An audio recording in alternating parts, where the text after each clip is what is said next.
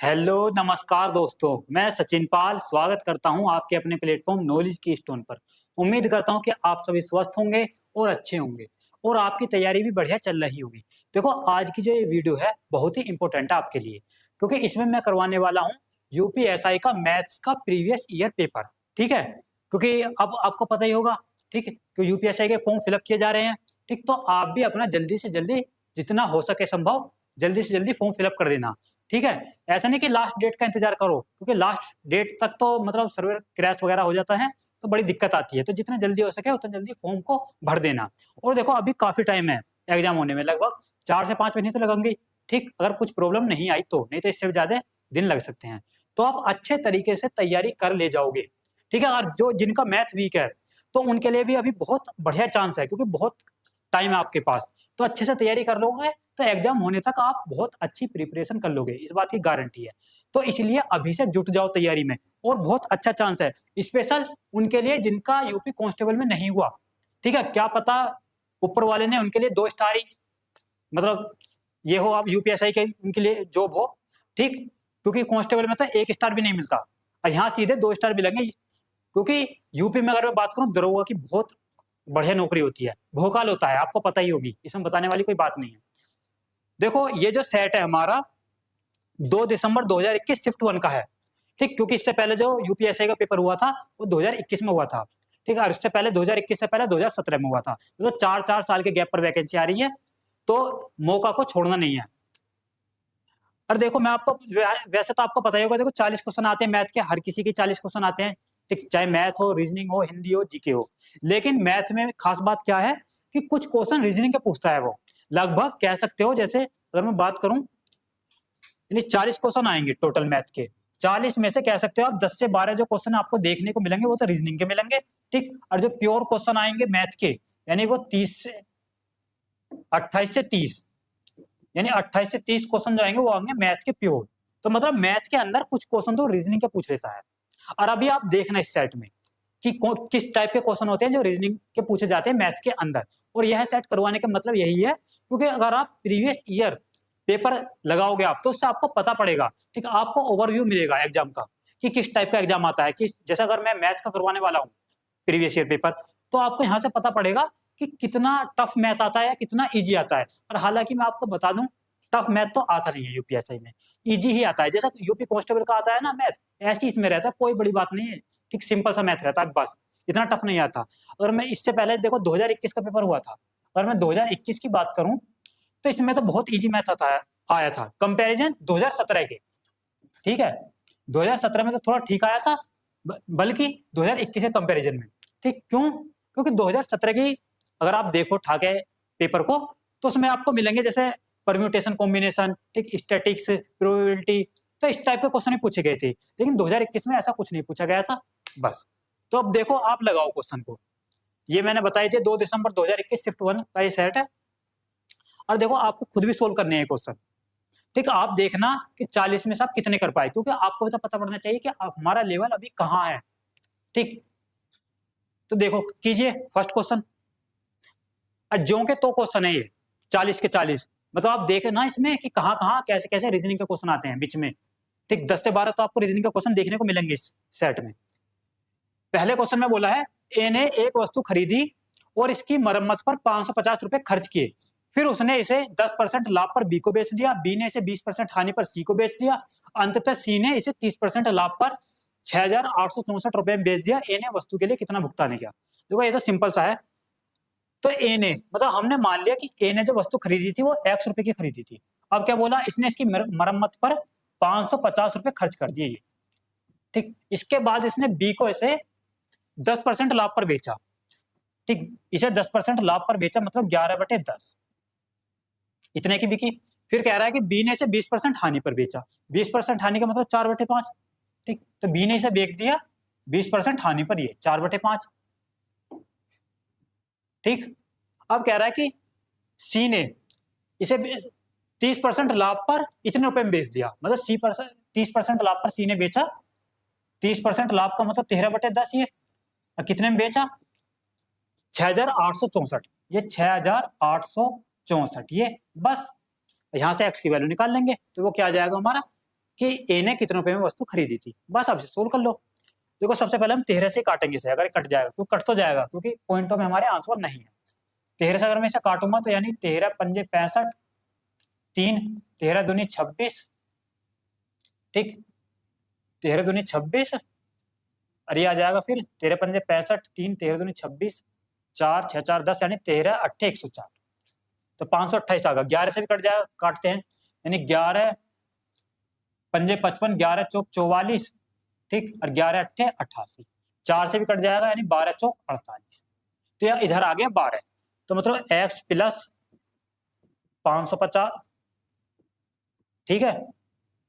और देखो इसके नीचे 10 5 10, ये चला जाएगा इधर मल्टीप्लाई में, यानी इधर है क्या 12, इधर भी 10 मल्टीप्लाई में आ गए 5, और ये 10, ये तो यहां से हमारी इसकी वैल्यू क्या आएगी, यानी x प्लस 550 की, देखो 12 पंजे 60, और 60 के पीछे 2 जीरो, तो 6000 आ गई। अब देखो 6000 में से 550 घटेंगे, क्योंकि 550 इधर जाने पे क्या हो जाएगा माइनस का, तो 6000 में से जब 550 हम घटाएंगे तो बचेंगे हमारे 5450, 5450, तो x की वैल्यू क्या आ गई 5450, तो यही पूछा था क्वेश्चन में। देखो 5450 दिया ऑप्शन डी में, यानी option D is the correct answer.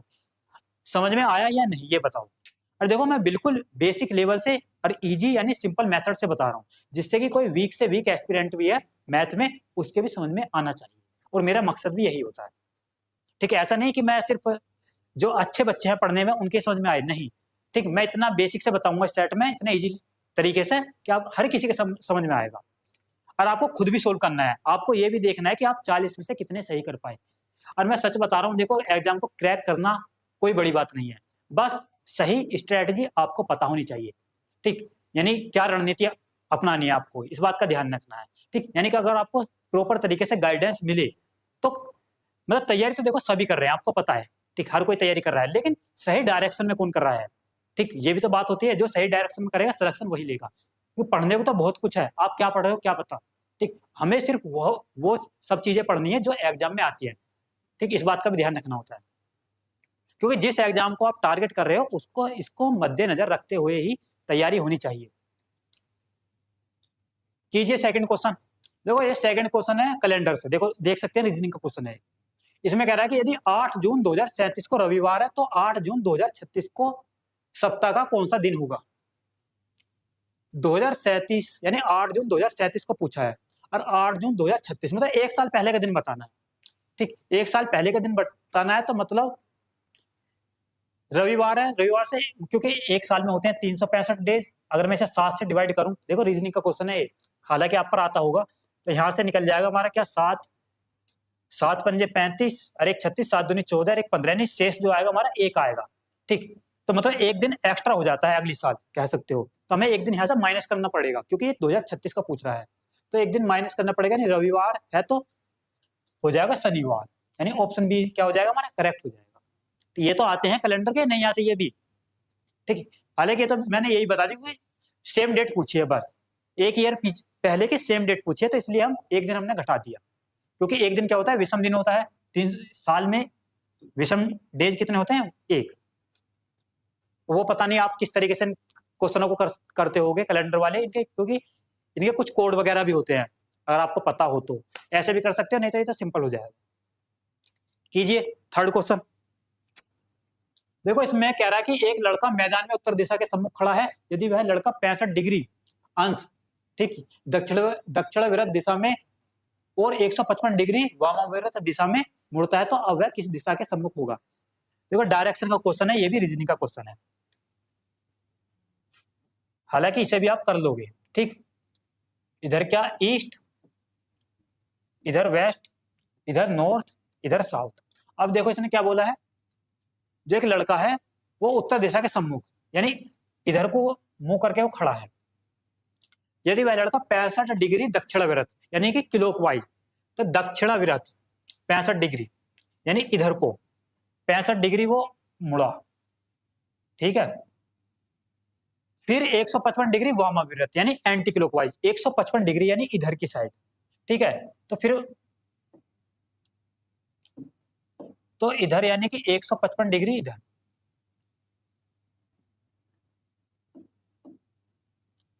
इधर आ जाएगा वो लगभग, यानी ये 155 डिग्री। तो अब बताना कि वह किस दिशा के सम्मुख है। देखो ये जो 155 में से हम 65 घटाएंगे तो यानी 5 में से 5 जाएगी 0, 15 में 6 जाएगा 9। तो कह सकते हैं अगर वो नॉर्थ में ही होता तो 90 डिग्री मुड़ा जाए, ठीक, 90 डिग्री का मतलब यहाँ आएगा, इसका मतलब यहाँ नहीं आएगा, यहाँ आएगा। तो कह सकते हैं वो इधर को मुड़ जाएगा, यानी यहाँ पहुंचेगा, यहाँ इस दिशा में, वेस्ट, ठीक। वेस्ट किस में दिया है ना, बी, यानी पश्चिम। तो रीजनिंग के क्वेश्चन है ये, तो समझ में आया या नहीं। अब देखो फोर्थ क्वेश्चन है, देखो ये भी रीजनिंग का है, लगातार 3 क्वेश्चन तो रीजनिंग के ही आगे इसमें।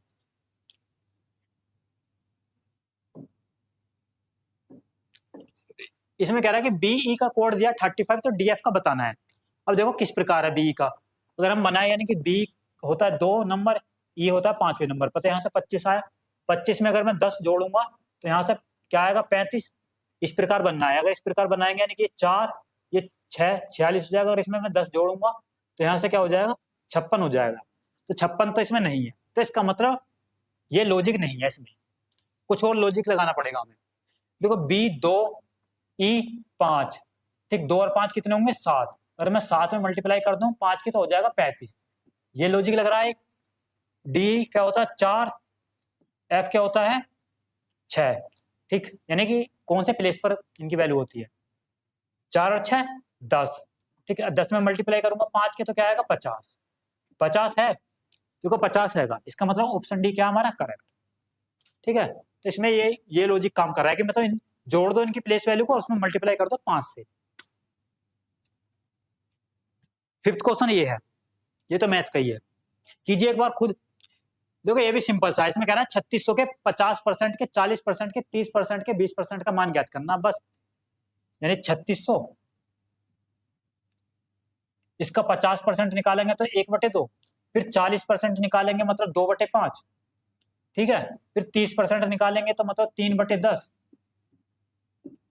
फिर 20% निकालेंगे तो 1/5, इसका मान निकालना, बस कर दो सोल्व। देखो 2 पंजे 10 धाम 100, तो नीचे ये डबल जीरो खत्म, 5 बचेगा, 3 दूनी 6, यानी 36 की मल्टीप्लाई होगी 6 में, नीचे बचा हमारा 5, 36 सिक्का 216, 216 को मैं डिवाइड करूंगा 5 से तो क्या आएगा, यानी 5 चौक 20 और 1 21, 5 ते 15 और 5 दूनी 10, 43.2, 43.2 दिया है ऑप्शन बी में, तो ऑप्शन बी क्या हमारा सही है। तो देख रहे हो किस टाइप का मैथ है, मतलब ज्यादा टफ मैथ तो नहीं आता, इजी ही आता है। अगर आप पहले से तैयारी कर रहे हो तो आपके लिए तो बहुत ही अच्छा है, ठीक, अगर आप एसएससी या रेलवे की तैयारी कर रहे हो तो उनके लिए तो बहुत ही ज्यादा इजी मैथ है उनके लिए। तो कीजिए छठा क्वेश्चन, देखो ये भी रीजनिंग का ही है, इसमें कह रहा है कि इसका कोड ये दिया है तो इसका बताना हमें, TALE, यानी TALE, देखो ये किस प्रकार बनना है, मतलब जैसे ये है TALE, इस प्रकार है, ठीक है। देखो TA यानी ये दो जो है ये तो लिख दिए आगे TA, और LE ये लिख दिए पीछे, ये LE, तो इसी प्रकार इसे करेंगे वी का WEAK, ठीक, यानी WE जो आ जाएगा वो आ जाएगा आगे इस प्रकार, ठीक, और जो AK है वो आ जाएगा इससे पहले, तो ये क्या बनेगा AKWE, तो AKWE दिया है, ये रहा ऑप्शन बी, तो ऑप्शन बी क्या हमारा सही है, ठीक है। देखो मतलब जब 12 से 13 तो क्वेश्चन आपको रीजनिंग के मिल जाएंगे देखने को, बचेंगे कितने 28 से 29 लगभग ये क्वेश्चन प्योर मैथ के, और ये भी आपने इजी, तो कौन सी बड़ी बात है, मतलब आप 40 में से 35 प्लस ठीक कर पाओगे क्वेश्चनों को, अगर आप तरीके से तैयारी करोगे तो आप कहीं एक अच्छे लेवल पर पहुंच जाओगे, अगर आपने अपना मैथ स्ट्रॉन्ग कर लिया तो, क्योंकि मैथ और रीजनिंग, अगर मैं स्ट्रेटजी की बात करूं तो मैथ, देखो मैथ और रीजनिंग और हिंदी, ये 3 सब्जेक्ट ऐसे हैं जिनमें आप मैक्सिमम स्कोर कर सकते हो, और आपका टारगेट भी यही होना चाहिए कि मैथ में भी मैं 35 प्लस क्वेश्चन ठीक कर पाऊं, ठीक है, और रीजनिंग में भी मैं 35 प्लस क्वेश्चन ठीक करके आऊं, और हिंदी में भी 35 प्लस ठीक करके आऊं। करने वाले तो 40 में से 40 भी ठीक कर पाएंगे, लेकिन कम से कम आपका टारगेट तो इतना होना चाहिए कि 35 प्लस क्वेश्चन तो आप ठीक कर दो इन तीनों में, ठीक। बची जीके, देखो जीके में 40 में से अगर मैं बात करूं, अगर आप 25 या 20-25 के समथिंग भी क्वेश्चन ठीक करके आओगे ना, तब भी आप सिलेक्शन ले जाओगे। क्योंकि अगर मैं बात करूं नंबर कितने बैठेंगे आपके यहीं से, अगर आप ये टारगेट लेकर चलोगे, जैसे 35 है, 2.5 नंबर का एक क्वेश्चन होता है इसमें, 35 दूनी 70 यानी 80-87, लगभग 87 नंबर यहाँ बैठेंगे, लगभग 87 यहाँ बैठेंगे, हालांकि ऊपर नीचे भी होंगे, 87 यहाँ, ठीक, यहाँ बात करूं तो 50 नंबर के आसपास यहाँ, और इन्हें जोड़ दें तो 7 या 21 को 1 का हासिल 2, 8 और 2 10 और 8 18, 26 5 31, तो 311 नंबर के समथिंग आपके बैठ जाएंगे।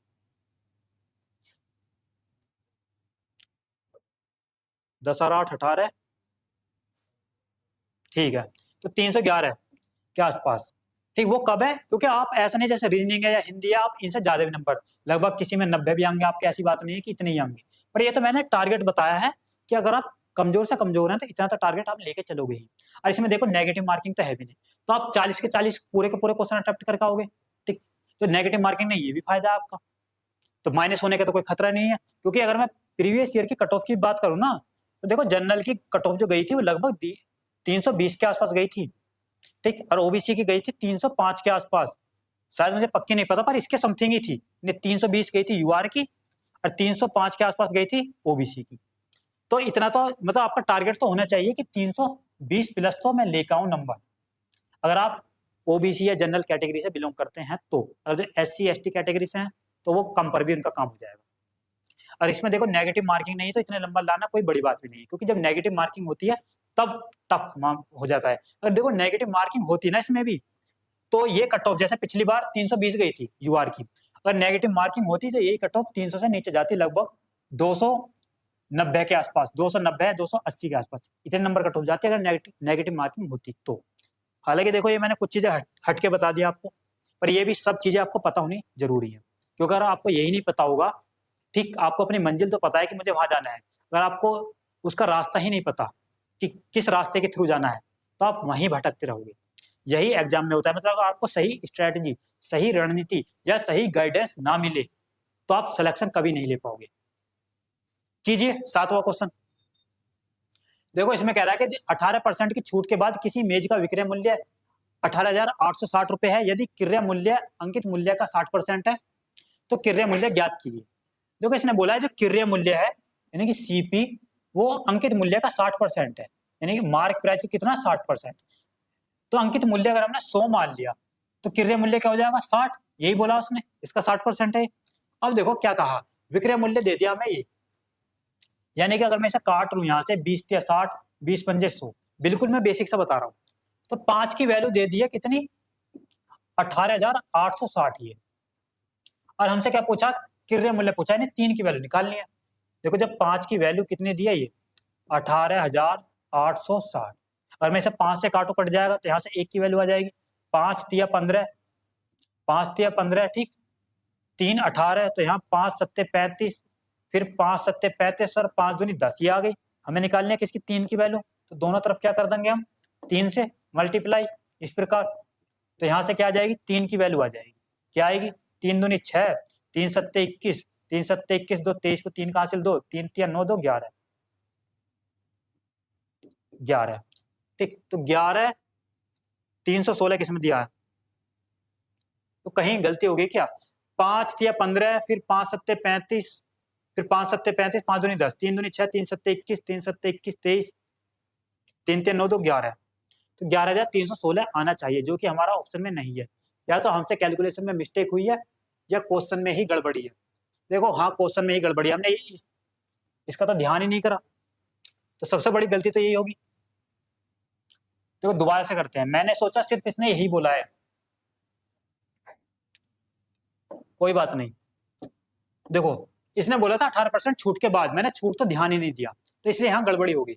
जैसे हमने क्रय, अगर मैं बात करूं अंकित मूल्य हमने 100 मान लिया, ठीक, 18% की अगर हम छूट देंगे तो बन जाएगा कितना, यानी 80 तो 82, ये ठीक 82 छूट के बाद, यदि अंकित मूल्य क्रय मूल्य का 60% है, ठीक, सॉरी क्रय मूल्य अंकित मूल्य का 60% है, तो यहाँ से 60 क्या हो जाएगा हमारा क्रय मूल्य, ये क्या था मार्क प्राइस, ठीक है, ये क्या आया था यहाँ से, सेलिंग प्राइस यानी कि छूट के बाद, और जो क्रय मूल्य था सीपी वो कितना था 60।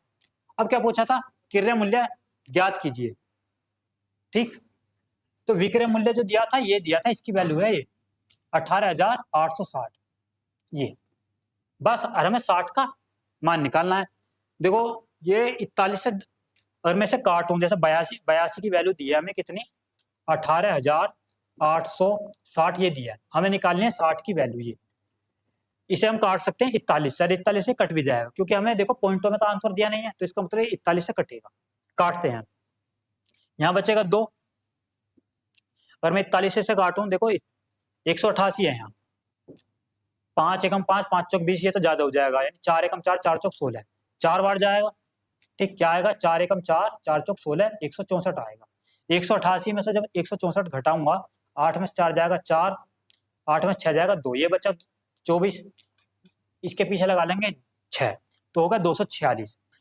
ठीक, अब चला जाएगा, 6 बार चला जाएगा, चला जाएगा। ठीक, यानी 6 एकम 4, 6 चौक 24, 6 बार जाने पर 246 से आएगा, तो चलेगा 6 बार, और एक जीरो है तो ये आ गया। ठीक है, यानी 2 की वैल्यू क्या आ गई, 460। इसे हम मिटा सकते हैं, रफ कर रही है। हमें निकालनी है 60 की वैल्यू, तो दोनों तरफ क्या करेंगे हम, 30 से मल्टीप्लाई। ठीक, तो ये कर दी 30 से मल्टीप्लाई, तो यहाँ क्या आ जाएगा 60, और यहाँ क्या आ जाएगा 2 जीरो लास्ट में, 3 6 18 को 8 का, 3 चौक 12 एक 13, तो 13,800। 13,800 ऑप्शन सी क्या हमारा सही है। तो थोड़ा ध्यान रखना है क्वेश्चन को पढ़ते वक्त भी, आपसे कोई छूटना नहीं चाहिए। जैसे मैंने यहाँ क्या गलती कर दी, मैंने ये ध्यान ही नहीं दिया कि इसमें 18% की छूट भी दी है, और मैंने इसे डायरेक्ट कर दिया। ठीक है, समझ में आया या नहीं आया ये बताओ। अगर समझ में नहीं आया तो देखो दोबारा बताता हूँ।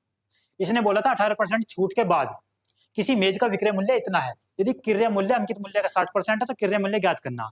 देखो विक्रय मूल्य, सॉरी, जो अंकित मूल्य हमने 100 मान लिया, इस पे 18% की छूट देने के बाद जो विक्रय मूल्य 82 हो जाएगा। ठीक है, अब 82 की वैल्यू ये दी थी। अब इसने देखो क्या बोला, जो क्रय मूल्य वो इसका अंकित मूल्य का क्या 60%, यानी 100 का 60% 60 होगा, तो हमें इसकी वैल्यू निकालनी है। ठीक, तो जब 82 की वैल्यू ये दी है तो हमने 60 की वैल्यू हमने निकाल ली, बस। सिंपल सा क्वेश्चन है। कीजिए 8वां क्वेश्चन। इसमें कह रहा है कि दिए गए प्रश्न का उत्तर देने के लिए निम्नलिखित आरेख का ध्यानपूर्वक अध्ययन कीजिए। सभी विभागों में विद्यार्थियों का परसेंट हमें दिया हुआ है। आईटी एवं सीएससी विभाग में विद्यार्थियों की संख्या ज्ञात करनी है। आईटी और सीएससी, आईटी 16%, सीएससी 19%। ठीक है, यही पूछा ना। हाँ, 19 और 16 कितने होंगे, 35%। कुल छात्र दिए 14,400। ये हमें इसका 35% निकालना, यही तो पूछा, बस 35% निकालना। ये निकल गया 35%। 2 जीरो से 2 जीरो खत्म, 35 के अगर मैं मल्टीप्लाई कर दूंगा, पहले हम 5 से करते हैं, 5 चौक 20, 5 चौक 20 2 22, 5 एक 5 2 7। ठीक, 1 5 1 7 बचा है।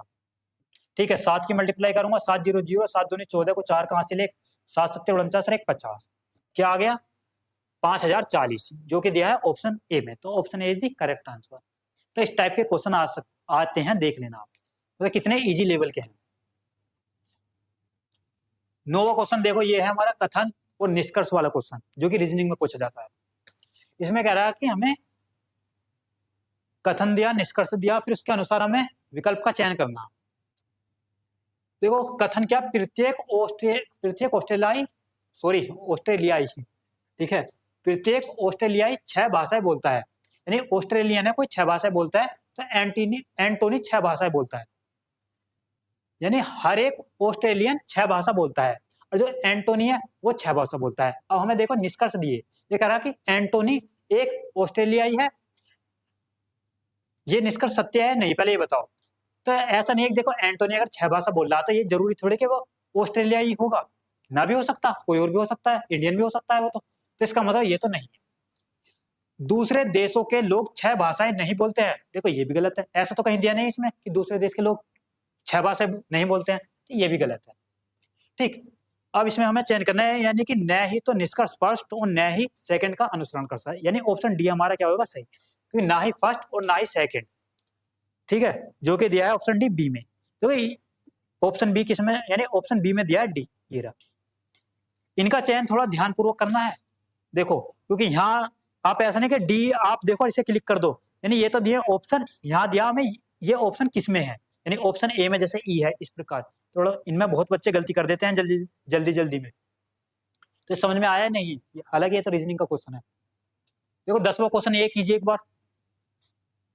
इसमें कह रहा है कि 3 संख्याएं दी है हमें रेशो में, यदि तीसरी संख्या का 3 गुना और पहली तथा दूसरी संख्या के योगफल के बीच का अंतर इतना है, तो पहली और तीसरी संख्या के बीच का अंतर ज्ञात करना। देखो 3 संख्या ये है, इनके पीछे x मान लिया हमने, ठीक है। अब इसने क्या बोला, यदि तीसरी संख्या का 3 गुना, यानी कि तीसरी संख्या का 3 गुना क्या होगा, 23 या 69 ये, ठीक।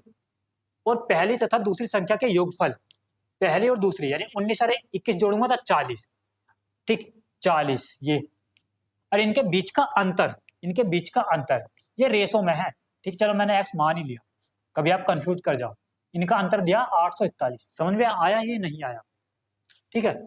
69 में से जब मैं 40 घटाऊंगा 50 60 और 69 यानी 29, तो 29x की वैल्यू क्या आ जाएगी, ये 841। यहां से अगर मैं 29 से काट सकता हूं तो देखो 29 बार ही कटेगा, तो 29 का स्क्वायर ही होता है 841, तो यहाँ से x की वैल्यू क्या आ गई 29। अब हमसे क्या पूछा है, पहली और तीसरी संख्या के बीच का अंतर, पहली और तीसरी संख्या के बीच का अंतर कितना है, 23 में से 19 जाएंगे 4, तो हमें 4x की वैल्यू बतानी है, यानी 4 × 29, तो यहां से क्या आ जाएगा 4 × 27, 4 दूनी 8 2 10, 4 × 27, 4 × 27 कैसे होते हैं, 4 × 36 होते हैं, 4 × 36 को 6 का हासिल 3, 4 दूनी 8 3 11, यानी 116 दिया ऑप्शन ए, तो ऑप्शन ए क्या सही है हमारा। 3 नम होते हैं 27, ठीक। मैं यहाँ 4 निम कर रहा हूँ 27। 11वां क्वेश्चन करो।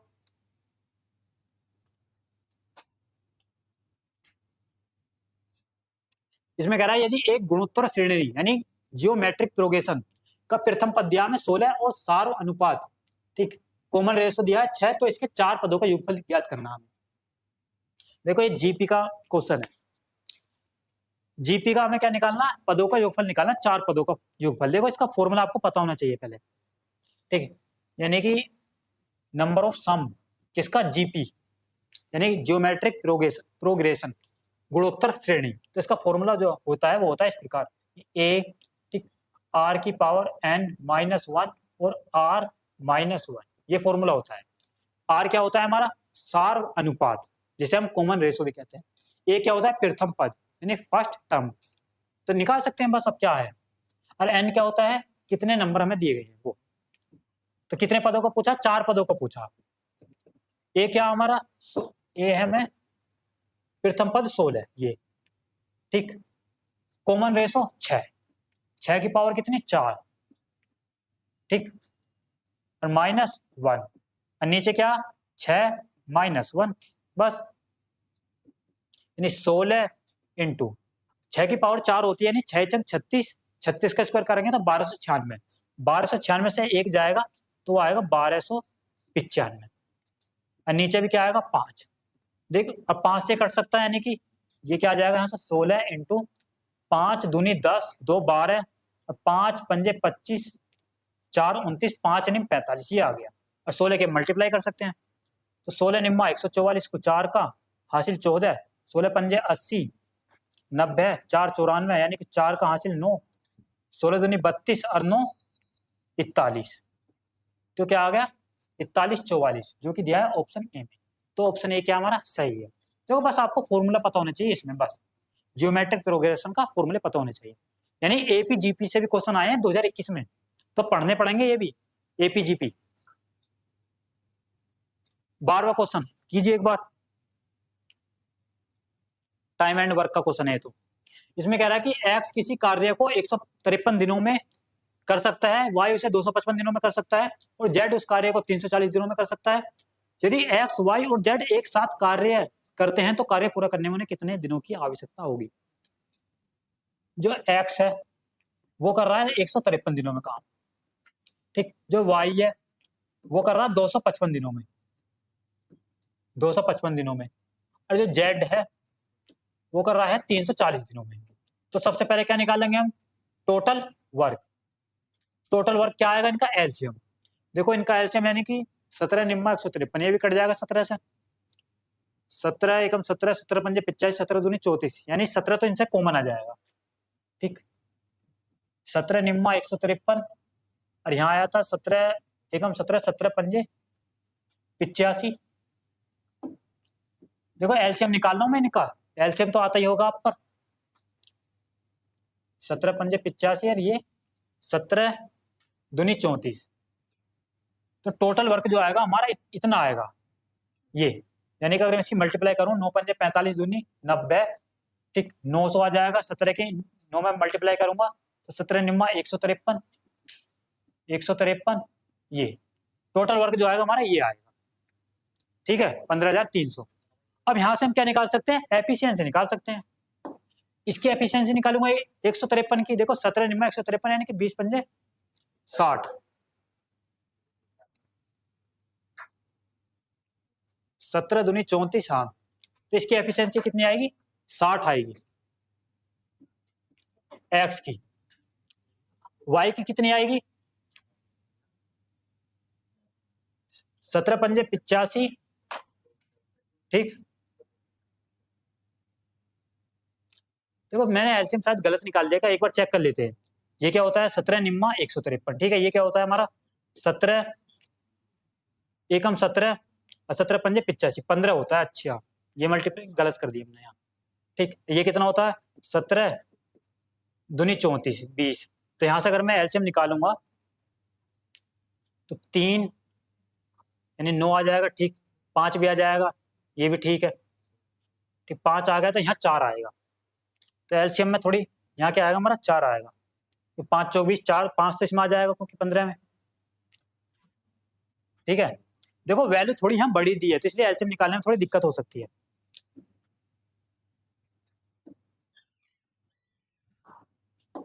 यहाँ 4 आएगा, ठीक है, यानी कि 4 पंजे 20, 9 दूनी 18, 180।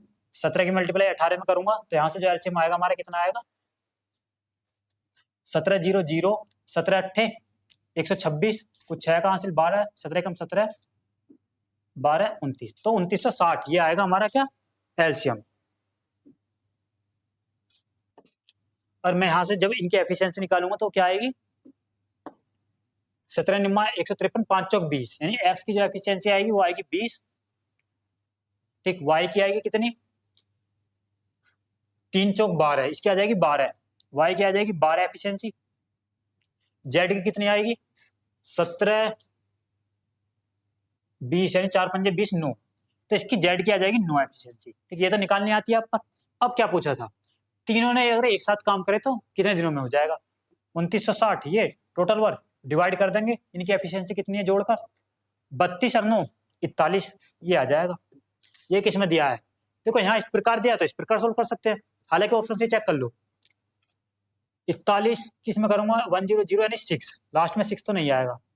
6 एकम 6 और 12, लास्ट में 2 भी नहीं आएगा, ठीक। 4 एकम 4 6 10, 0 आएगा, ठीक। 1 दूनी 2 6 8, देखो ये तो ऑप्शन हो ही नहीं सकते, यानी यही होएगा। यानी क्या दिया है, 74 सही 26 बटे 41 ये है। जब मैं 74 की मल्टीप्लाई 41 में करूंगा तो 4 एकम 4, लास्ट में 4 आएगा और फिर 26 जोड़ना पड़ेगा, यानी कि लास्ट में 6 है तो ये जोड़ना पड़ेगा, 6 4 10, तो लास्ट में 0 आएगी क्योंकि लास्ट में 0 है ही। तो इसका मतलब हमने ऑप्शन सही कर दिया, ये ऑप्शन सी क्या हो जाएगा हमारा, सही हो जाएगा।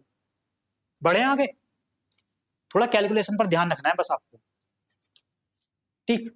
देखो इस क्वेश्चन में कह रहा है कि दिए गए प्रश्न का उत्तर देने के लिए निम्नलिखित आरेख का ध्यानपूर्वक अध्ययन कीजिए। सभी विभागों में विद्यार्थियों का परसेंटेज हमें दिया हुआ है।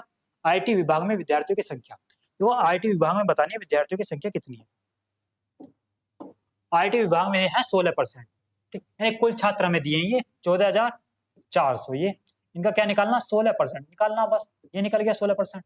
2 0 से 2 0 खत्म, 16 के अगर मैं मल्टीप्लाई कर दूंगा, 16 चौका 64 को 4 का हासिल 6, 16 चौका 64 और 6 70, 16 एकम 16 7 23, तो 23 से 4 किसमें दिया है, ऑप्शन डी, तो ऑप्शन डी क्या हमारा सही है। तो इतने सिंपल क्वेश्चन आते हैं, आप देख लो एक बार। अभी तक तो मुझे कोई यहाँ क्वेश्चन ऐसा नहीं मिला कोई टफ है, कोई अच्छे लेवल का है। इसमें कह रहा है, देखो ये फिर आ गया कथन निष्कर्ष वाले, सॉरी ये कथन निष्कर्ष वाला नहीं है, ये है स्टेटमेंट एंड अजम्पशन। इसमें कह रहा है कि इस प्रश्न में एक कथन और इसके बाद फर्स्ट और सेकंड के रूप में संख्यांकित 2 तर्क दिए गए हैं, आपको यह निर्णय लेना है कि कौन सा तर्क एक प्रबल तर्क है और कौन सा तर्क एक कमजोर तर्क है। मतलब यह बताना है कि जो हमें लॉजिक दिया है कौन सा स्ट्रोंग है कौन सा वीक है। बस देखो इसमें कह रहा है ये कथन ये रहा तर्क ये रहा, यानी क्या सार्वजनिक स्थानों पर धूम्रपान पर प्रतिबंध होना चाहिए। ठीक, ये हमें दिया कथन, यानी जो सार्वजनिक स्थान है उन पर धूम्रपान का क्या होना चाहिए, प्रतिबंध होना चाहिए क्या। अब देखो तर्क जो दिए वो इस प्रकार दिए, हाँ यह अग्नि दुर्घटनाओं की संभावना को कम करेगा। हालांकि जो इस टाइप के जो क्वेश्चन होते हैं ना उनमें गलत ज्यादा हो जाते हैं, क्योंकि डिपेंड करता है किस प्रकार का क्वेश्चन है, मतलब थिंकिंग पर। ठीक, आप किस प्रकार सोचते हैं उस पर डिपेंड करता है। ठीक, तो ये कह रहा है कि हाँ यह अग्नि दुर्घटनाओं की संभावना को कम करेगा। देखो देख सकते हैं स्ट्रोंग है, मतलब ये तर्क अगर मैं बात करूं स्ट्रोंग है, क्योंकि अगर स्मोकिंग नहीं मतलब स्मोकिंग पर प्रतिबंध लग जाएगा सार्वजनिक स्थानों पर तो वो आग से जो होने वाली दुर्घटना उसका तो कम करेगा ही। तो ये तो स्ट्रोंग है ना। अब सेकंड है नहीं यह प्रभावकारी नहीं है। प्रभावकारी क्यों नहीं है, तो प्रभावकारी है। ठीक, अच्छी बात तो है, प्रतिबंध होना चाहिए यानी प्रभाव। तो इसका मतलब जो फर्स्ट है यही है हमारा स्ट्रोंग तर्क, यानी ये रहा यदि केवल तर्क फर्स्ट प्रबल है। ऑप्शन ए क्या हो जाएगा हमारा यहाँ से सही हो जाएगा। ऑप्शन ए दिया इसमें डी में, इस बात का ध्यान रखना, यानी डी क्या कर देंगे हम, सही कर देंगे। बढ़े आगे, करो 15वां क्वेश्चन। देखो इसमें कह रहा है कि वह न्यूनतम संख्या कौन सी है जिसे इसमें से घटाए जाने पर शेष संख्या 9 से विभाज्य होगी। मतलब इसमें से अगर मैं घटा दूं तो 9 से विभाज्य हो जाएगी। तो 9 से यानी कि देखो इसे हम डिजिटल सम से भी कर सकते हैं। ठीक, डिविजिबिलिटी रूल आपको पता होना चाहिए 9 का। और मैं यहाँ से 6 3 9, ठीक, ये तो खत्म हो जाएगा 8 7 15, ठीक, 15 5 और 1 6 यानी कि 9 6 15, ठीक, फिर 5 4 9 7 4 11 यानी कि लास्ट में जो आएगा वो आएगा 2 कह दो, ये 11 कह दो। देखो मैं चलो बेसिक से बताता हूँ, यानी 6, ठीक, ये हमारी संख्या 6 3 7 8 9 4 7 फिर 4। अगर मैंने जोड़ूंगा देखो 9 तो खत्म हो जाएगा, 6 3 9 भी खत्म हो जाएगा, ठीक, 7 और 8 15, 15 और 4 19, 19 और 7 26, 26 और 4 30। तो लास्ट में क्या आया हमारा, ये आया 30। 30 को अगर मैं 9 से डिवाइड करूंगा तो 3 आ जाएगा, ठीक, 3 कह दो, 3 आ जाएगा ये। और मैं 3 में से क्या घटाऊं, देखो हमें 9 से संख्या कटेगी, जब 9 से कटेगी तो इसका मतलब लास्ट जो बचना चाहिए, ठीक, 0 बचना चाहिए, 9 का मल्टीपल आना चाहिए। ठीक, तो 3 में से अगर मैं 3 ही घटा दूंगा तो 0 आ जाएगा, तो 9 से डिवाइड हो जाएगी, इसका मतलब ये संख्या। तो सिंपल सा, ये कौन सी बड़ी बात है इसमें। करो सोल्व क्वेश्चन। देखो इसमें कह रहा है कि निम्नलिखित आलेख का ध्यानपूर्वक अध्ययन कीजिए और इसके नीचे दिए गए प्रश्नों का उत्तर दीजिए। आलेख कुछ महीनों में सैनिटाइजर की बिक्री यानी हजारों में दर्शाता है। अब क्वेश्चन क्या दिया, सर्वेक्षण किए गए महीनों के दौरान कितने सैनिटाइजर बेचे गए। ठीक, महीनों की सर्वेक्षण किए गए महीनों के दौरान, टोटल ही जोड़ देने हमें, ये तो मतलब टोटल पूछ रहा ना, महीनों में कितने सैनिटाइजर जोड़े गए, बेचे गए, सॉरी 512, ठीक, 406, ठीक, 319, 524, ये क्या 482, ठीक, अब ये 294, इन्हें जोड़ देंगे बस। देखो 6 2 8 9 17 4 21 2 23 4 27 को 7 का हासिल 2। देखो 7 तो इसमें दिया, ऑप्शन बी क्या हो जाएगा हमारा, सही हो जाएगा, ये रहा। बस सोल्व करने की जरूरत नहीं है, यानी कि यूनिट डिजिट से हमने इसे कर लिया। बस यहीं भी कर सकते थे हम, 2 6 8 9 17 4 21 2 23 4 27, यानी लास्ट में क्या आएगा हमारा, 7 आएगा। 7 इसमें ऑप्शन बी में दिया है, बस ओनली। करो 17वां क्वेश्चन। देखो 17वां भी यही है, मतलब बस इसमें क्वेश्चन बदल दिया। ठीक, ये कह रहा है कि अगस्त महीने में बिके सैनिटाइजर, जुलाई महीने में बिके सैनिटाइजर का लगभग कितने प्रतिशत है। अगस्त महीने में बिके, अगस्त में बिके 406। अब ये क्या कह रहा है, जुलाई महीने में बिके सैनिटाइजर का लगभग कितने प्रतिशत है। जुलाई महीने में देखो, जुलाई में 512, तो 512 से का ये कितना परसेंट है, बस ये बताना हमें, बस यही तो बताना हमें। अब इसे सोल्व कर सकते हैं। अगर मैं इसे देखो 4 से काट लूं, ठीक, चलो काट के देखते हैं, कट जाएगा हालांकि। 4 से इसे काटूंगा, देखो 406 मल्टीप्लाई यहाँ जाएगा 25, ये नीचे क्या 512 से काटूंगा, देखो 4 एकम 4, ठीक, 4 दूनी 8 और 4 अट्ठे 32, 128 आ गया, ठीक, 128 आ गया। अब और काट सकते हैं, 2 से कट जाएगा तो यहाँ क्या आएगा 64, ये भी 2 से कट जाएगा, 2 दूनी 4, 2 तिया 6, तो क्या आ गया ऊपर 203, 203 की जब 25 से मल्टीप्लाई करूंगा तो 25 3 75, अब 25 दूनी 50 ये आ जाएगा, और नीचे क्या 64, 64 से हमें डिवाइड करना ही पड़ेगा। करते हैं, चलो देखो पहले 8 से डिवाइड करते हैं फिर 8 से कर देंगे, यानी 8 छिंग 48, फिर 8 तिया 24, फिर 8 चौक 32 पॉइंट करके, यानी 8 तिया 24 ये आ जाएगा, नीचे क्या 8, 8 से भी और काटते हैं, 8 अट्ठे 64 तो ज्यादा हो जाएगा, यानी 8 सत्ते 56, ठीक, 8 सत्ते 56, फिर यहाँ 74, 8 निम 72, तो 79 पॉइंट करके कुछ आएगा, तो 79% ये रहा ऑप्शन बी। तो ऑप्शन बी क्या हो जाएगा हमारा, सही हो जाएगा। बस इस क्वेश्चन में क्या है, कैलकुलेशन है थोड़ी सी, और कुछ नहीं है। देखो मैं तो इतना टाइम लगा भी रहा हूँ इन क्वेश्चन को सोल्व करने में, क्योंकि मैं समझा रहा हूँ, लेकिन आपको इतना टाइम नहीं लगाना, लगभग ये 20 से 25 सेकंड, यानी मैक्सिमम 25 सेकंड में हो जाना चाहिए क्वेश्चन। 18वां क्वेश्चन कीजिए, इसमें कह रहा है कि उस समांतर श्रेणी के पहले 151, देखो ये एपी का सवाल है, यानी अर्थमेटिक प्रोग्रेशन का, ठीक, पहला 151 पदों का योगफल ज्ञात करना, जिसका पहला पद ये है और तीसरा पद ये दिया हमें, पहला पद और तीसरा पद दिया हमें बस। देखो पहले तो आपको पता होना चाहिए फॉर्मूला, यानी कि नंबर ऑफ सम का किसका, एपी का, वो होता है, यानी हमारा क्या होता है, यानी n/2, ठीक, 2a प्लस n-1 डी, ये होता है हमारा फॉर्मूला, ठीक। डी क्या होता है, सार अंतर, वो तो हमें दिया ही नहीं है यहाँ पर, तो हम निकाल सकते हैं, क्योंकि पहला पद हमें तीसरा पद दिया, देखो जब पहला पद है 175 और तीसरा पद है क्या 185, ठीक, तो इसका हमें क्या निकालेंगे, डी निकालेंगे। देखो कैसे निकालेंगे, इनका जो डिफरेंस होता है, जैसे ए बी सी डी, ये इस प्रकार क्या है, सीरीज है, ठीक, इसका जो सार अंतर निकालते हैं हम, कॉमन डिफरेंस, ठीक, वो कैसे निकालते हैं, यानी बी माइनस ए, यानी सेकंड में से फर्स्ट घटा देंगे, या बी माइनस सी, या कह दो डी माइनस सी।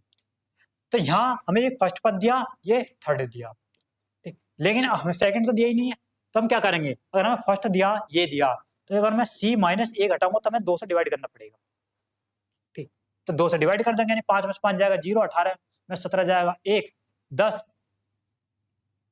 ठीक है, अब 2 से हम डिवाइड कर देंगे तो ये आ जाएगा 5, कॉमन डिफरेंस। तो यहाँ बस अब इसे सोल्व कर सकते हैं। देखो n कितना दिया हमें, n दिया 151, पहला पद दी, यानी a कितना दिया 175, ये, और d हमने निकाला अभी कितना 5 आया, बस इसे पुट कर दो। देखो 151 बटे 2, 2a 175 की मल्टीप्लाई जब 2 में करूंगा तो 2 पंजे 10, 17 दूनी 34 और 1 35, 350 आएगा, ठीक, n-1 यानी 151 माइनस 1 150 और इंटू डी, तो 150 में जब 5 की मल्टीप्लाई करूंगा तो 15 पंजे 75 750 आएगा,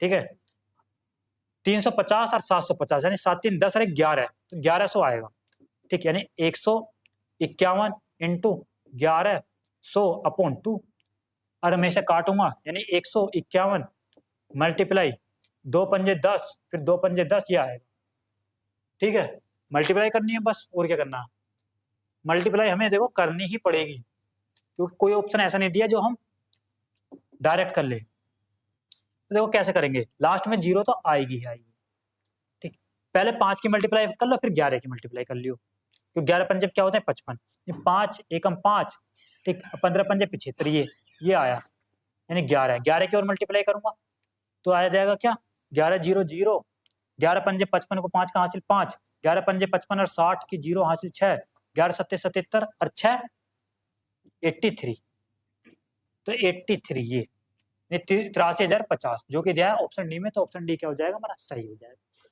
बढ़े आगे, करो 19वां क्वेश्चन। देखो इसमें कह रहा है कि एक किंडल को 25% के लाभ पर डॉलर में यानी 1325 में बेचा गया। यदि इसे डॉलर में यानी 742 में बेचा जाता है तो वास्तविक लाभ या हानि क्या होगी। जब 25% के लाभ पर बेच रहा है तो इसका मतलब 125% की जो वैल्यू है वो कितनी दी है, 1325। देखो डॉलर को भूल जाओ थोड़ी देर के लिए, 1325 ही है। अब क्या बोला है, 742 में बेचा जाता है तो हमें वास्तविक लाभ या हानि बतानी है। तो ऐसा मान लो कि 1325 की वैल्यू 125% है, ये हमें 742 की वैल्यू निकाल लो यहां से डायरेक्ट। ठीक है, तो 125 नीचे भेज दूंगा, 1325 मल्टीप्लाई कर दूंगा 742 से, ये किसकी वैल्यू आ जाएगी, 742 की आ जाएगी। अब इसे सोल्व कर लो बस, तो यहां से पता पड़ जाएगी 742 की वैल्यू कितने परसेंट है। ये परसेंट में आएगा इधर, ये 25 से कट जाएगा नहीं, 25 पंजे 125, ये भी कट जाएगा नहीं, 25 पंजे 125, अब 25 थी 75, 53 ही आएगा। यहाँ है 742, 53 से डायरेक्ट कट जाएगा, क्या कटना तो चाहिए, 53 एकन 53। ठीक, यहाँ कितना बचेगा, यानी कि 4 में 3 जाएगा 1, 7 में 5 जाएगा 2, 212, 212 यानी कि 5 चौक 20, 4 तिया 12, 4 पंजे कट जाएगा। ठीक, 14 बार, तो 742 कितने बार कटा, 14 बार, 14 पंजे 70, तो 70% की वैल्यू जो है वो क्या आई है निकल के, 742, 742 आ गई। तो मतलब कह सकते हैं जो हमें हानि होगी, तो देख सकते हैं 125% की वैल्यू थी, ये कितने 70% की वैल्यू, तो इसका मतलब हमें 30% की क्या हो रही है, हानि हो रही है। तो 30% की हानि किसमें, ये रहा ऑप्शन ए क्या हो जाएगा हमारा, सही हो जाएगा। बढ़े आगे, करो 20वां क्वेश्चन। देखो ये रीजनिंग का, इसमें क्या है कि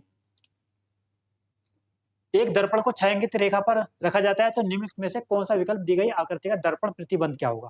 ठीक है, इसका प्रतिबंध निकालना बस, यानी इस प्रकार जो रीजनिंग में क्वेश्चन होते हैं ये, तो देखो ये क्या बन जाएगा यहां से, इस प्रकार 2, ठीक, ये क्या बनेगा यहां से 2 किस में, 2 में आ रहा, ठीक। अब 5 देखो एक बार, 5 भी देखो सेम है, तो इसे तो छोड़ दो, 3 भी सेम है। 4 देखो एक बार, 4 जो बनेगा यानी कि इस प्रकार जो 4 बनेगा वो इस प्रकार बनेगा, तो 4 इस प्रकार किस में है, इसमें है, यानी ऑप्शन सी क्या हो जाएगा हमारा, सही हो जाएगा। बढ़े आगे, देखो 21वां क्वेश्चन है, इसमें ये दिया हमें मतलब दशमलव में दिया, इसे फ्रैक्शन में चेंज करना, 0.3588 इस प्रकार है, तो इसे हम इस प्रकार लिख सकते हैं 0.358, इसके ऊपर बार। अब देखो इसे फ्रैक्शन में कैसे चेंज करते हैं, पूरी संख्या को लिखेंगे 358, क्या घटाएंगे जिसके ऊपर बार नहीं है यानी कि 3, अब डिवाइड करेंगे किससे, जितने संख्या के ऊपर बार है उतनी बार लगाएंगे 9, और जितनी संख्या के ऊपर बार नहीं है उतनी बार लगाएंगे 0, बस हो गया सोल्व। तो 358 में से 3 जाएगा तो 355, नीचे क्या है 990, जो कि दिया ऑप्शन बी में, तो ऑप्शन बी क्या हो जाएगा हमारा, सही हो जाएगा। बढ़े आगे, देखो 22वां क्वेश्चन ये कीजिए एक बार खुद, इसमें कह रहा है कि 3 भागीदार ए बी और सी कुल 2,40,000 का निवेश करते हैं, वर्ष के अंत में लाभ के रूप में ए को 15,000, बी को 20,000 और सी को 25,000 रुपए प्राप्त होते हैं। ए और सी द्वारा एक साथ कुल कितनी राशि का निवेश किया गया। देखो लाभ जो यानी ए को लाभ मिला 15,000, ठीक, बी को जो मिला वो 20,000 और जो सी को मिला वो 25,000, ये लाभ है सी बी ए का। और मैं प्रॉफिट का रेशो निकालू यहां से, तो क्या आ जाएगा, देखो 3 जीरो से खत्म हो जाएंगे, ये 5 से भी कट जाएगा, यानी 5 या 15, 5 चौक 20 और 5 पंजे 25, ये आ गया प्रॉफिट का रेशो। और देखो जो प्रॉफिट का रेशो है ये साल 12 महीनों के लिए तीनों ने निवेश किया है, तो यही क्या होगा हमारा इन्वेस्टमेंट का रेशो। ठीक, तो जो इन्वेस्टमेंट है वो 2,40,000 है तीनों का। हमसे क्या पूछा है, ए और सी द्वारा एक साथ कुल कितने राशि निवेश की गई। ए और सी 3 4 7 5 12, 12 की वैल्यू हमें दी है कितनी, 2,40,000। ये हमें निकालना ए और सी, यानी कि 3 और 5 8, 8 की वैल्यू निकालनी है बस। कितना सिंपल क्वेश्चन है, 12 से यानी कि ये 2,40,000 जो हजार है, इसे 12 से कर देंगे डिवाइड और 8 से कर देंगे मल्टीप्लाई, बस। 4 या 12, 4 दूनी 8, 3 से काटूंगा तो 8 या 24, 8 की मल्टीप्लाई करूंगा, 8 दूनी 16, तो क्या आ जाएगा 16,000। तो 16,000 किस में दिया है, 16,000 एक जीरो हो रहा है, ठीक, यानी 1,60,000। तो 1,60,000 दिया है ऑप्शन बी में, तो ऑप्शन बी क्या हो जाएगा, सही हो जाएगा।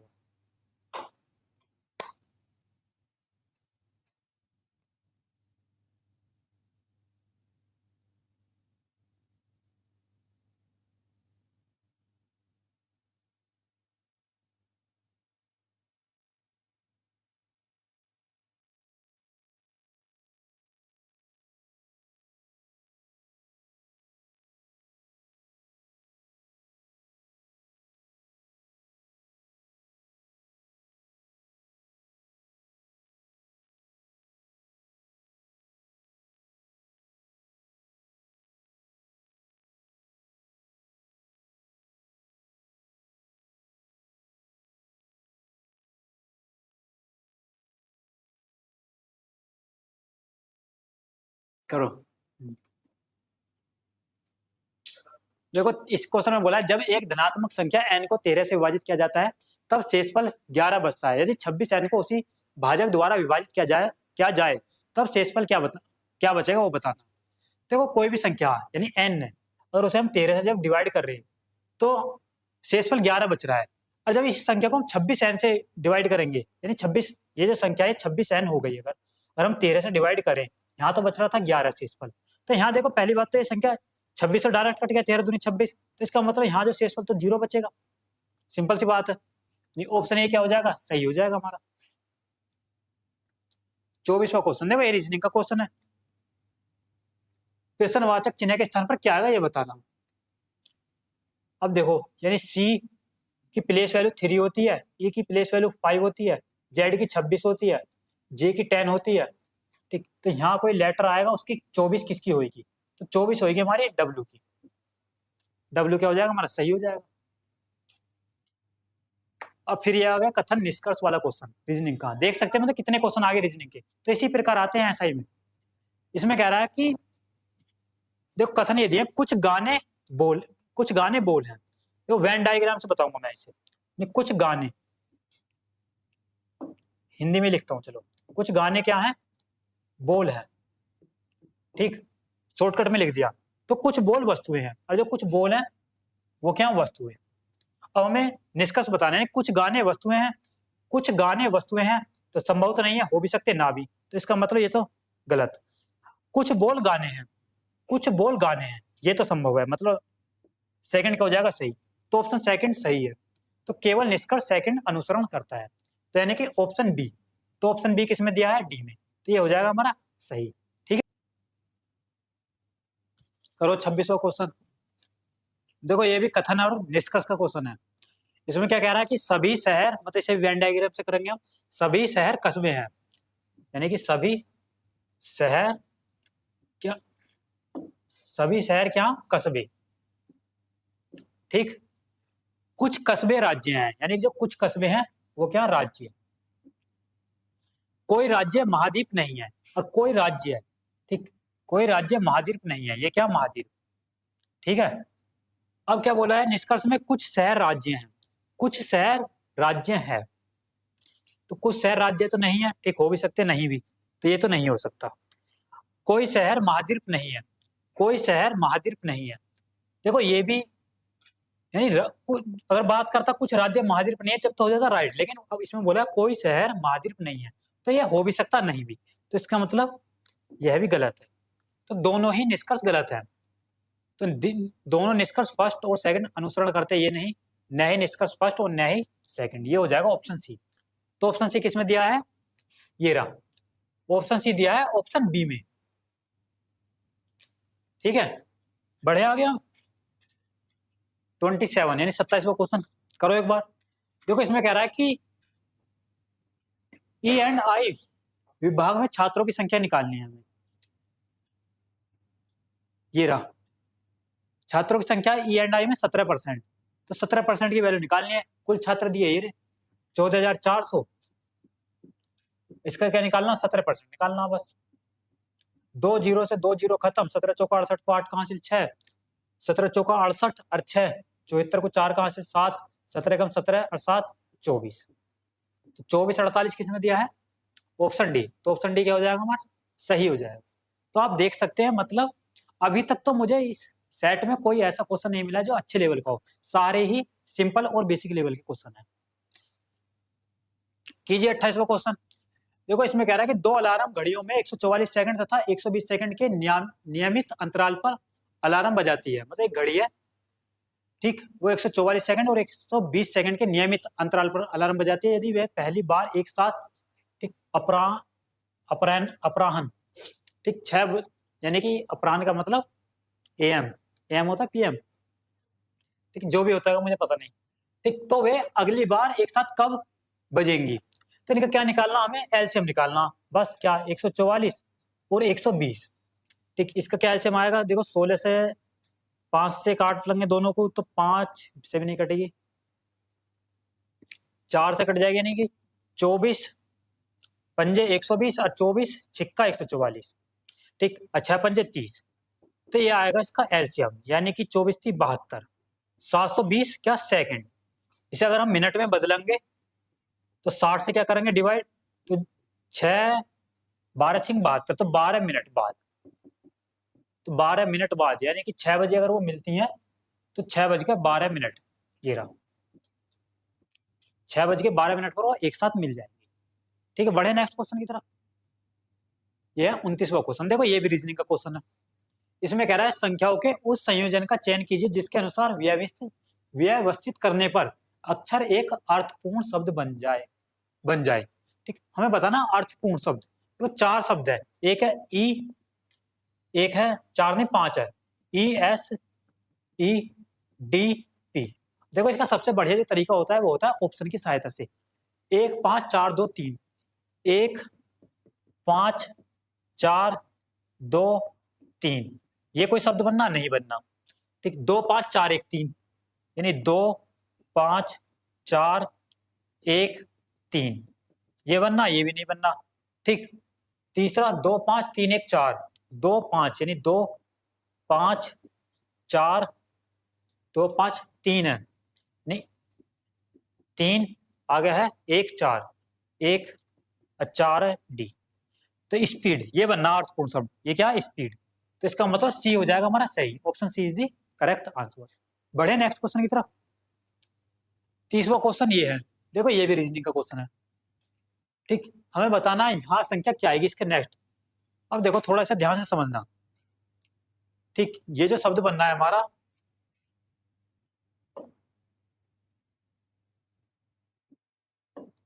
देखो ये शुरू के 3 अक्षर और लास्ट के 3 अक्षर खत्म कर दिए, इतने अक्षर जो बने ये लिखा हुआ है यहाँ। ठीक, इसके आगे का जो शब्द है अब क्या करा, यानी कि एक अक्षर इसमें ऐड कर दिया लास्ट से भी और शुरू में भी, यानी एक अक्षर ये ऐड कर दिया और इसमें क्या करा, एक नहीं करा 2 करे, एक्स और सी, इसमें भी 2 कर दिए फिर, यानी 2 ऐड कर दिया एक्स और सी और आई और ओ।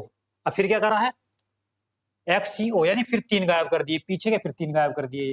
यानी कह सकते हैं क्या कर रहा है, मतलब इसमें जो पहला अक्षर है उसमें यानी -3 और -3 पीछे से भी और आगे से भी, फिर उसके नेक्स्ट +2 ऐड करे और +2 ऐड करे आगे भी पीछे भी, और फिर इसमें ऐसा करा क्या -3 फिर -3 इसमें, फिर इसमें क्या करा है देखो फिर 3 ऐड कर रखे अक्षर, यानी कि सॉरी 3 नहीं 2 ऐड कर रखे सी ओ, हाँ इसमें 2 ऐड शुरू में और लास्ट में भी कितने 2 ऐड। ठीक, तो ये इसका वो चल रहा है सीक्वेंस, यानी पहले -3 फिर +2 फिर -3 फिर +2। देखो इसके आगे का जो आएगा वो क्या आएगा हमारा -3 और फिर -3, शुरू में से हमें 3 हटाने पड़ेंगे ये और लास्ट में से 3 हटाने पड़ेंगे ये, तो जो हमारा बचेगा वो बचेगा MUNIC। MUNIC किसमें दिया है, ये रहा ऑप्शन डी क्या हो जाएगा हमारा सही हो जाएगा। ठीक, ये बढ़िया क्वेश्चन था रीजनिंग का।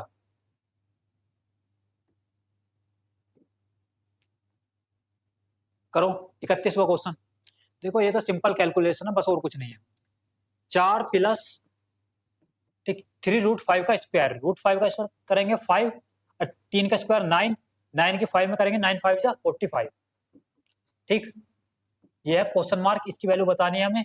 -√5 का स्क्वायर 5 ही आएगा प्लस 191, 45 और 4 49, ठीक, 5 यानी लिख ही लेता हूँ, चलो 49, ठीक। 191 से 5 जाएगा तो बचेंगे कितने प्लस के 186, ठीक। ये इधर आने में माइनस का हो जाएगा, यानी 49 माइनस 186, ये आ गई इसकी वैल्यू। अब 186 में से और घटाऊंगा, 6 में से 9 जाएगा 3, 18 में से 4 जाएगा 14, तो माइनस के क्या आएगा 143 आएगा। तो इस क्वेश्चन मार्क की वैल्यू क्या आ गई, माइनस के 143,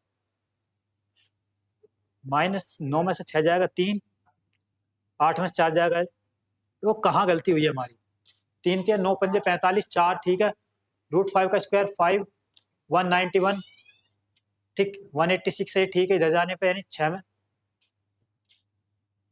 देखो 16 में से 9 जाएगा 7 बचेंगे, मैंने 6 में से 9 3 पता नहीं कैसे कर दिए, ठीक। 17 में से 4 जाएगा 13, तो माइनस के 137 आएगा। तो माइनस के 137 किसमें दिया है, ऑप्शन ए में, तो ऑप्शन ए क्या हमारा सही है, ठीक है। तो ये तो होगा, बड़ा सिंपल क्वेश्चन है, इसमें तो कुछ करना ही नहीं है, कैलकुलेशन है बस। देखो फिर रीजनिंग का क्वेश्चन आ गया, इसमें कह रहा है कि आर का अर्थ जोड़ना, क्यू का अर्थ गुणा करना, एस का अर्थ क्या घटाना, पी का अर्थ विभाजित करना। देखो 27, एस का अर्थ क्या है घटाना, ठीक, 15, पी का अर्थ कितना है डिवाइड करना, ये ठीक 3। अब क्या आगे आर, आर का अर्थ है जोड़ना, ठीक, फिर 7, फिर है क्यू, क्यू का अर्थ है गुणा करना, ये 4, ये सोल्व करना बस। देखो 3 से अगर मैं डिवाइड करूंगा इधर तो 27 माइनस 3 से डिवाइड करूंगा 3 पंजे 15, ठीक, अब 7 चौक 28, 28 और 5 कितने होते हैं 33, तो माइनस के क्या आ जाएगा हमारा 6 आ जाएगा। तो माइनस के 6 किस में दिया है, ऑप्शन सी में, तो ऑप्शन सी क्या हो जाएगा हमारा सही हो जाएगा। तो देख सकते हैं मतलब कितने बेसिक लेवल के क्वेश्चन है। करो 33वां क्वेश्चन, इसमें कह रहा है कि एक कक्षा में 32 विद्यार्थियों का औसत वजन दिया है में 53.25 किलोग्राम और शेष 16 विद्यार्थियों का औसत 49.5 किलोग्राम। कक्षा में सभी विद्यार्थियों का औसत निकालना हमें। देखो जो 32 छात्र हैं उनका औसत वजन दिया हमें कितना 53.25, और जो 16 शेष छात्र इनका औसत वजन दिया हमें 49.5, ये हमें सभी विद्यार्थियों को औसत निकालना। देखो ये क्या नंबर, इन्हें तो हम काट सकते हैं, इनका रेशो डिपेंड करता है ना कि एक्चुअल नंबर। 16 दूनी 32, 16 एकम 16, ठीक, यानी 2 की वैल्यू इतनी, 1 की वैल्यू इतनी, तो हमें तीनों वैल्यू का औसत बताना है।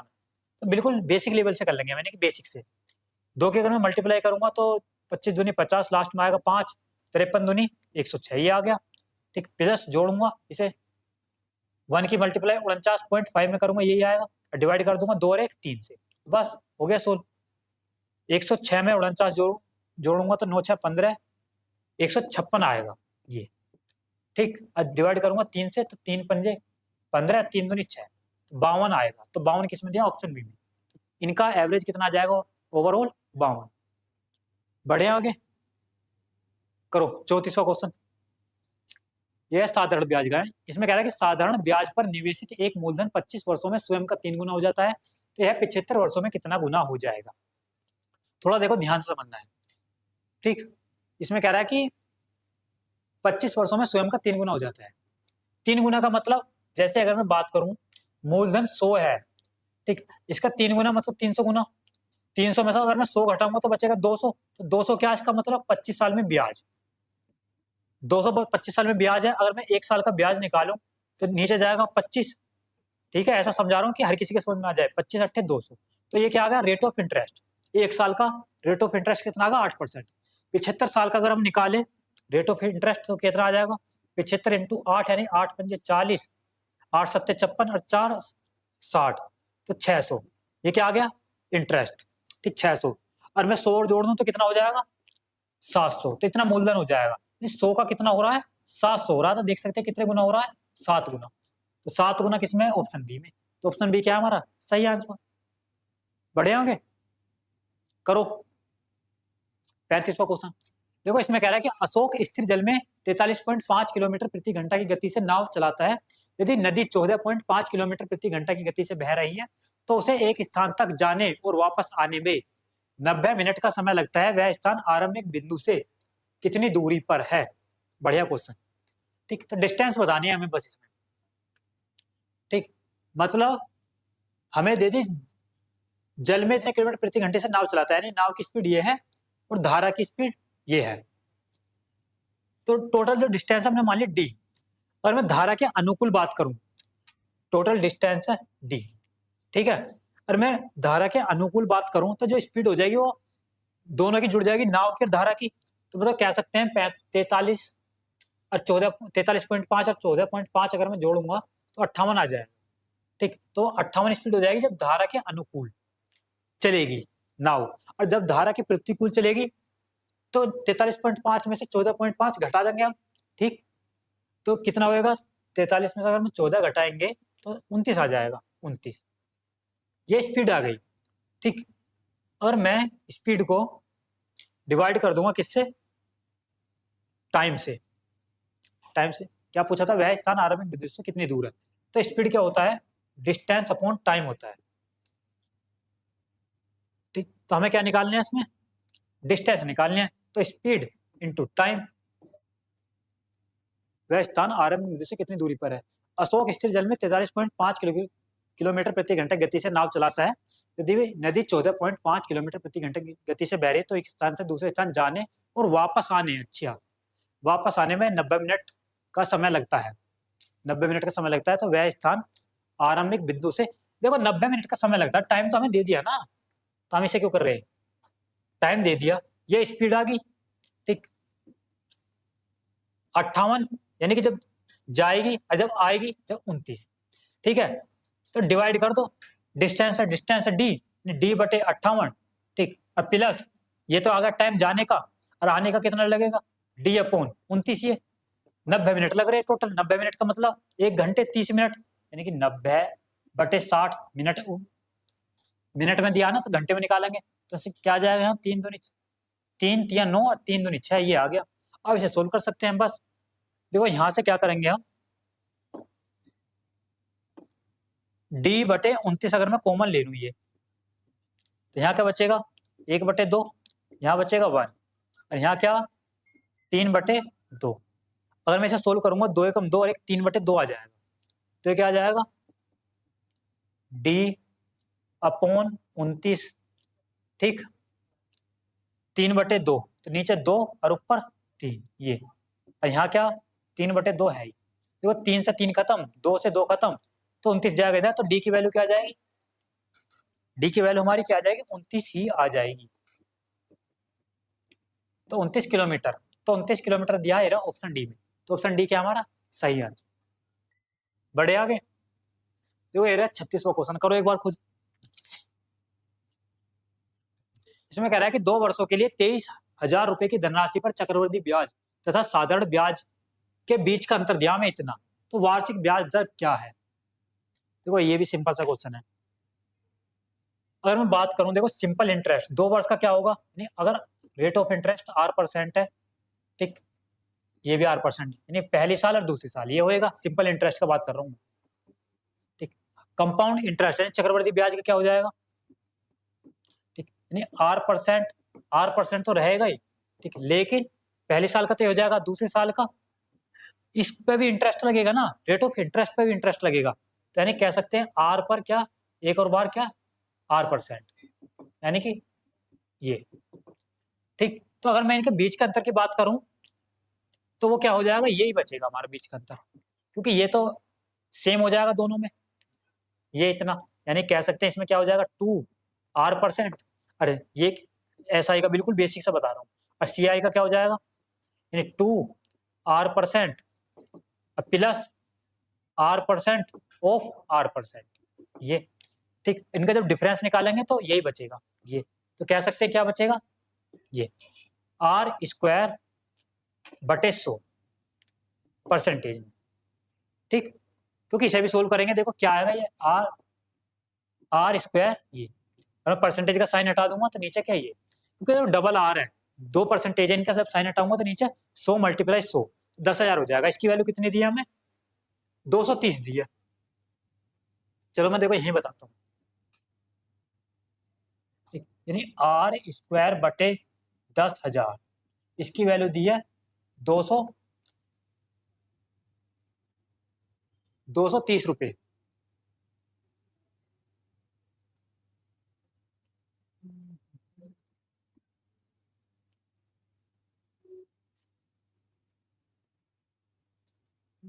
तो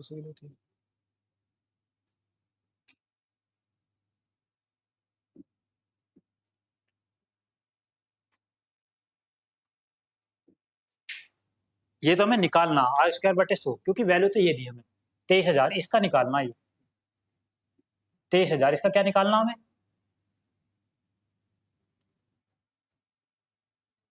आर स्क्वायर बटे नीचे 10,000 ये, ठीक। और इसकी वैल्यू दी है हमें कितनी, 230। ये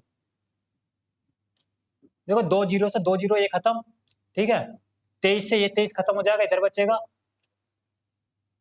1 जीरो से ये भी जीरो खत्म हो जाएगी, इधर बचेगा खाली 1, ठीक। यानी आर स्क्वायर की वैल्यू क्या आ जाएगी, इधर जाएगा 100 ये, तो यहाँ से आर की वैल्यू क्या आ जाएगी, 10 आ जाएगी, क्योंकि क्या आ जाएगा रूट में, तो रेट ऑफ इंटरेस्ट हमारा 10 आ जाएगा, ऑप्शन सी। तो ऑप्शन सी क्या हमारा सही है। बढ़े आगे, करो 37वां क्वेश्चन। इसमें कह रहा है कि ए एक कार्य को 1170 दिनों में समाप्त करता है और बी उसी कार्य को 2340 दिनों में समाप्त करता है, तो एक साथ कार्य करते हुए इस कार्य को कितने दिनों में समाप्त करेंगे। देखो ये तो सिंपल सा क्वेश्चन है। ए कर रहा है 1170 दिनों में, बी कर रहा है 2340, और मैं इनका एलसीएम लेकर टोटल वर्क निकालूं तो क्या आएगा। देखो 1170 का 2 गुना होता है 2340, तो हमने यही मान लिया टोटल वर्क 2340। और मैं ए की एफिशिएंसी बात करूं तो वो आ जाएगी 1170 दूनी 2340 होता है ये, बी की एफिशिएंसी आ जाएगी 1। ये एक साथ कार्य को कितने दिनों में पूरा करेंगे, यानी कि एक साथ, ठीक। तो एफिशिएंसी 2 और 1 3, 3 से डिवाइड कर देंगे बस। जो 3 सत्ते 21 और 3 अट्ठे 24, 780, दोनों मिलकर काम 780 दिनों में कंप्लीट कर लेंगे, यानी कि option A is the correct answer. बढ़े नेक्स्ट क्वेश्चन की तरफ, करो 38वां क्वेश्चन। इसमें कह रहा है कि दो स्थान ए और बी एक दूसरे से 3710 किलोमीटर की दूरी पर हैं। ए से बी के लिए एक रेलगाड़ी निकलती है और उसी समय बी से ए के लिए दूसरी रेलगाड़ी निकलती है। दोनों रेलगाड़ियां 35 घंटे बाद मिलती हैं। यदि ए से बी तक जाने वाली रेलगाड़ी दूसरी रेलगाड़ी से 35 किलोमीटर प्रति घंटा तेज है, तो तेज रेलगाड़ी की गति ज्ञात कीजिए। बढ़िया क्वेश्चन। मतलब दो डिस्टेंस है ए और बी इस प्रकार, ठीक।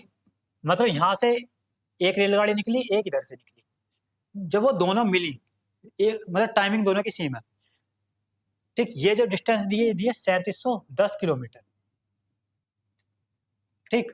जब ये दोनों निकले थे 35 घंटे बाद मिली, तो 35 घंटे बाद मिली, मतलब अगर मैं इसकी स्पीड x मान लूं, इसकी y मान लूं, ठीक है। तो जब वो दोनों इधर को चलेंगे मतलब एक दूसरे की तरफ, तो स्पीड इनकी रिलेटिव जो स्पीड है वो जुड़ जाएगी, ऐड हो जाएगी। तो रिलेटिव स्पीड कितनी हो जाएगी, x प्लस वाई, ठीक। ये होगी रिलेटिव स्पीड। और डिस्टेंस कितना हमारा 3710, और टाइम कितना 35 घंटे बाद, ये 35 घंटे बाद मिलेंगे। तो यहाँ से जो हमारा वो आ जाएगा, वो इनकी रिलेटिव स्पीड कितनी आ जाएगी, 35 से डायरेक्ट कट जाएगा क्या, कटना तो चाहिए वैसे, काटते हैं चलो। तो 5 से काटते हैं पहले, यानी कि 5 सत्ते 35, फिर 5 चौक 20 और 5 दूनी 10, ठीक। 7 से काटूंगा 7 छिंग 42, 7 एकम 7, 7 छिंग 42 कट जाएगा, तो 106 आएगा। तो ये क्या आएगा 106। अब देखो इसने एक चीज और बोला कि ए से बी तक जाने वाली रेलगाड़ी दूसरी रेलगाड़ी से 35 किलोमीटर प्रति घंटा तेज है। मतलब कह सकते हैं जो ए है वो बी से 35 किलोमीटर प्रति घंटा तेज है, यानी जो ए की स्पीड है वो बी से कितनी ज्यादा है 35। तो अब बस हम यहां से निकाल सकते हैं जिसकी भी पूछी, ए से बी तक, मतलब ए का मतलब ये एक्स और बी का मतलब वाई, कुछ भी पुट कर लो, देखो बात एक ही है। चलो यहाँ एक्स और वाई रख देते, क्योंकि यहाँ भी जब हमने एक्स वाई माना तो यहाँ भी हम एक्स वाई ही लेंगे, ठीक है। अब देखो क्या पूछा, तेज रेलगाड़ी, तो तेज रेलगाड़ी एक्स है, ये इसकी स्पीड निकालनी है हमें। तो कैसे निकालेंगे, दोनों को जोड़ दो, 2 से डिवाइड कर दो, ठीक, क्योंकि ये तो आपका आता ही होगा, ठीक। ए प्लस बी कोई वैल्यू दी है, और a माइनस बी दी है। तो यहाँ से अगर हम a की वैल्यू निकालें तो दोनों को ना जोड़ देंगे और डिवाइड कर देंगे 2 से। अगर हम b की वैल्यू निकालें तो b की दोनों को घटा देंगे और डिवाइड कर देंगे 2 से, तब b की आ जाएगी वैल्यू। डायरेक्ट कर सकते हैं, नहीं तो वैसे कर लो। ठीक, एक इक्वेशन में से दूसरे इक्वेशन को घटा लो। 106 और 35, तो यहाँ से x की वैल्यू क्या आएगी? 106 और 35 141 बटे 2। 2 से अगर मैं इसे काटूंगा तो 2 सत्ते 14, 70.5 आएगा। तो 70.5 दिया है, ये ऑप्शन डी क्या हो जाएगा हमारा? सही हो जाएगा। बढ़े नेक्स्ट क्वेश्चन की तरफ। 39वां क्वेश्चन यानी कि सेकंड लास्ट। देखो इसमें कह रहा है कि उस शंकु का वक्र पृष्ठीय क्षेत्रफल ज्ञात कीजिए जिसकी त्रिज्या 13 सेंटीमीटर और तिर्यक ऊंचाई, ठीक, यानी स्लांट हाइट दिया हमें 21 सेंटीमीटर, पाई की भी वैल्यू दी है। तो वक्र पृष्ठीय क्षेत्रफल निकालना। देखो वक्र पृष्ठीय क्षेत्रफल का फॉर्मूला क्या होता है शंकु का? वो होता है पाई आर एल। ठीक, पाई की वैल्यू दिया कितनी? 22/7। आर दिया क्या? ये रहा 13 सेंटीमीटर। एल यानी स्लांट हाइट ये रही 21। बस ये सोल्व करना। देखो 7 या 21, 22 या 66 मल्टीप्लाई 13, 13 की अगर मल्टीप्लाई करूंगा 13 पंजे 65, 13 छिंग 78 को 8 कहाँ से? 7, 13 छिंग 78 और 7 87, 878 है। ये रहा ऑप्शन डी क्या हो जाएगा हमारा? सही। ठीक, मतलब फॉर्मूले बेस्ड क्वेश्चन है बस। देखो फिर रीजनिंग का क्वेश्चन आ गया, यानी लास्ट क्वेश्चन जो हमारा रीजनिंग का है। करो एक बार खुद। देखो इसमें कह रहा है कि निम्नलिखित समीकरण में सभी चिन्हों को यानी जो सभी चिन्ह है इन्हें प्रतिस्थापित किससे करें कि ये हमारा मतलब इक्वल, कौन सा सही बैठेगा इनमें से, ये पूछ रहा बस। देखो अगर मैं पहला ही उठाऊं यानी यहाँ भाग डिवाइड, यहाँ अगर मल्टीप्लाई कर दूं यहाँ बराबर, इससे आ जाएगा नहीं 12 यानी 5 12 चौक 48। देखो पहले से ही हो गया, ये तो पहले से ही हो गया, यानी 60 भाग 5 मल्टीप्लाई 4 बराबर 48। ये तीनों पुट कर दिए हमने, यानी यहाँ आगा 12 मल्टीप्लाई 4, 12 चौक क्या आ जाएगा? 48 आ जाएगा। तो इसका मतलब option A is the correct answer. ठीक है, देखो 40 के 40 क्वेश्चन मैंने करवा दिए और आप देख भी सकते हैं कि क्या क्वेश्चन का लेवल था, कोई ज्यादा टफ नहीं था। अरे ऐसा ही क्वेश्चन आपको देखने को मिलेंगे रियल एग्जाम में भी। तो अभी बहुत टाइम है, अच्छे तरीके से तैयारी करो। ठीक है, अगर सिलेबस भी कंप्लीट नहीं हुआ है तो पहले सिलेबस कंप्लीट करो, क्योंकि बहुत ज्यादा टाइम है। अच्छे से कर लोगे, अगर अभी अब धीरे धीरे भी करोगे तब भी हो जाएगा। तो बताना वीडियो कैसे लगी। ठीक है, तो मिलते हैं नेक्स्ट वीडियो में। थैंक यू दोस्तों।